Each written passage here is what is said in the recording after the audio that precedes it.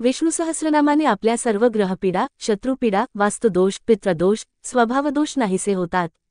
विघ्ने, संकटे दूर पडतात. एक तर बुधवारी 4 वेळा विष्णू सहस्रनाम म्हटले तर आपल्या सर्व पितरांना सद्गती मिळते. 2 नियमित रोज 12 वेळा विष्णू सहस्रनाम 6 महिने म्हटले तर आपले सर्व प्रारब्ध नष्ट होते, इहलोकी कीर्ती व मोक्ष प्राप्त होतो, म्हणजेच भुक्ती व मुक्ती दोन्ही प्राप्त होतात. 3 15,000 वेळा विष्णू सहस्रनाम म्हटले तर एक विष्णुयाग केल्याचे फळ मिळते असे पु. श्रीडोंगरे महाराज विरचित भागवतात लिहिले आहे. 4 एकादशीच्या रात्री 12 वाजता स्नान करून विष्णूपुढे राम, बालाजी, पांडुरंग, कृष्ण, फक्त नृसिंह नको, तुपाचा दिवा व उदबत्ती लावून विष्णू सहस्रनामाचे 12 पाठ 12 एकादशीना केले तर साक्षात भगवंताचे दर्शन होते.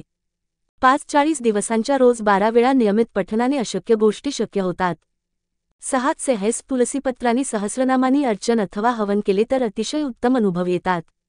7 बालकृष्णाला तुलसी अर्चन करून मुलांकडून रोज एकदा विष्णू सहस्रनाम म्हणवून घेतले तर त्यांचे उच्चार स्पष्ट व शुद्ध होण्यास मदत होते.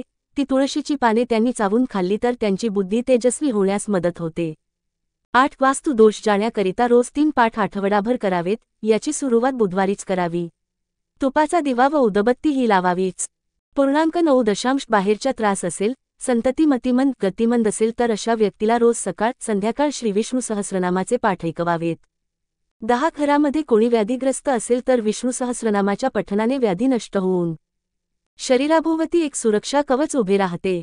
11 श्रीविष्णू मंदिरात बसून जो कोणी या स्तोत्राचा पाठ करतो त्याचे सर्व अहित नाहीसे होते, त्याला छळणाऱ्या सर्व गोष्टीचा परिहार होतो. 12 विष्णू सहस्रनामासाठी जो रुद्रशाप विमोचन विधी दिला आहे त्याच्याऐवजी विष्णू सहस्रनामाच्या आधी व शेवटी 3 वेळा ओम नमः शिवाय आणि 3 वेळा ओम नमो भगवते वासुदेवाय असा जप करावा. 12 श्रीविष्णू सहस्रनामाच्या फलश्रुतीत असे म्हटले आहे की जो या स्तोत्राचे पठण करेल त्याने दिली पाहिजेत अशी सर्व दाने दिली आहेत आणि केल्या पाहिजेत अशा सर्व देवांचे पूजन केले आहे. 13 पिंपळाच्या पारावर बसून विष्णूचे ध्यान करीत जो विष्णू सहस्रनामाचे पाठ करतो त्याची शतकोटी कल्पांमधील साचलेली पातके हळूहळू नष्ट होतात.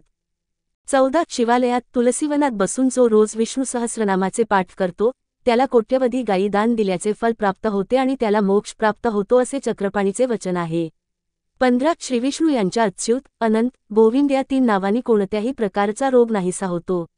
16 आपल्याला कुठल्याही कामासाठी घरातून बाहेर पडायचे असेल तर तेव्हा उंबरठ्याबाहेर उजवे पाऊल ठेवण्याआधी मनातल्या मनात 4 वेळा नारायण नारायण नारायण नारायण असे नाम घ्यावे.